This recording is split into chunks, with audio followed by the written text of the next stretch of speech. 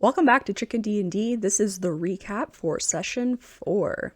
So the session begins the morning after the incident. Drugar and Harry have slept perfectly through the night, but Latruda not so much. They decided the night before that they are going to get out of the city by noon, and they continue on with that plan. Drugar decides that he wants to talk to a couple people before they leave, and so Latruda takes it upon themselves to go do the shopping while Harry tags along with Drugar. The duo starts off talking with Gavin, kind of just to check in on how he's doing after everything that happened the night before and to say goodbye, and then they head off to Valyria as their second stop to chat with. During this, Latruda has gone shopping, picked up a wagon, 2 mules, rations and water for the trip, as well as a map. Latruda decides that they would also like to pick up some teas and herbs, and so they decide to head towards Valyria's shop as well. Drugar and Harry get there first. They have a nice little chat with Valyria, Drugar catching her up on the whole situation with Almos, letting her know that Almos has been detained, but doesn't tell anything beyond that. He takes a look at some of the wares, and then Latruda shows up. Latruda is looking for teas and things, and is of course looking to get some stuff for their party members. However, Drugar seems to be a little out of sorts, and is reacting very shortly to Latruda's questions. Before Latruda's done shopping, Drugar leaves. Latruda and Harry finish up their shopping and then join Drugar outside. When Drugar walked outside, however, there were people waiting for them.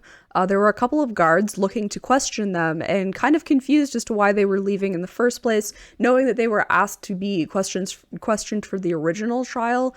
Drugar plays it off as they didn't ask for this, they figured the trial wasn't going on anymore.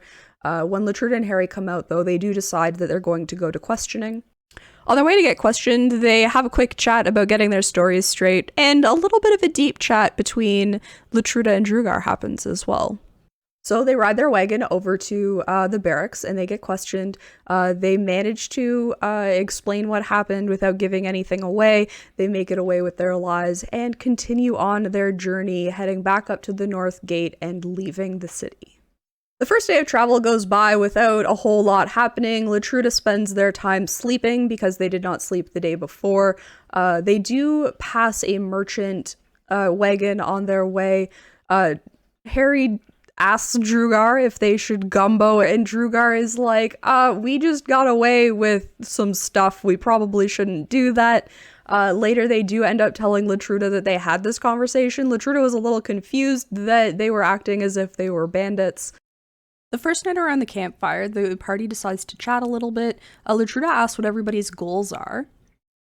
Harry talks about wanting to go back to Chicago. Drugar talks about wanting to find the party members that he lost. And Latruda explains that they are on a journey to burst some bubbles. Latruda realizes now that everybody has a tie to the Fae Plane, and that may be something that they want to explore together. The next day of travel is interrupted by a light sobbing.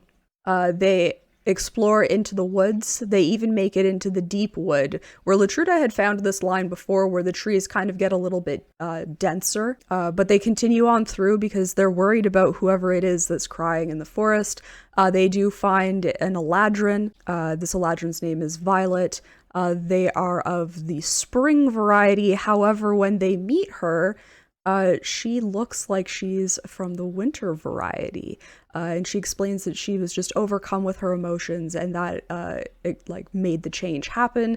So she really wants to get home, but she's also stuck here from the Fae Plane, the same way that our other three PCs were kind of flipped back and forth. They have their first encounter with the beasts of the forest. So they tell her, if we find a way back, we will come back to you. Drugar has a memory informing him of what might be going on in the forest based on his knowledge of the world. Latruda and him are aware of the idea of ascended heroes in the world, and Drugar remembers that the protection may be coming from the Dreamweaver. And so they continue on. Another night goes by without any incident. On their third day of travel, they notice a little mark on the map, and they decide to check it out. When they find the mark in the forest, it's a hunting outpost. They learn a little bit more about the forest there, as well as Drugar has remembered some things about the forest, learning that it is probably under the protection of the Dreamweaver, and this is corroborated by the people in that hunting outpost. So they learn more about the protection that's there. They decide that they're going to commune with the Dreamweaver. That's kind of where we leave off. Latruda is off to talk to some of the people in the outpost, and that's where we leave it. So next time, we're going to be figuring out exactly how it is that they can talk to the Dreamweaver. Hey, thanks for checking out Chicka D&D. If you liked what you saw, click all the buttons down below. Subscribe, like, comment, you know the drill. Also, it'd be really cool if you came and checked us out live at Chickadee93 on Twitch, where you get to participate in the conversation or watch us play D&D on campaign days. Thank you again so much. See you next time. Bye.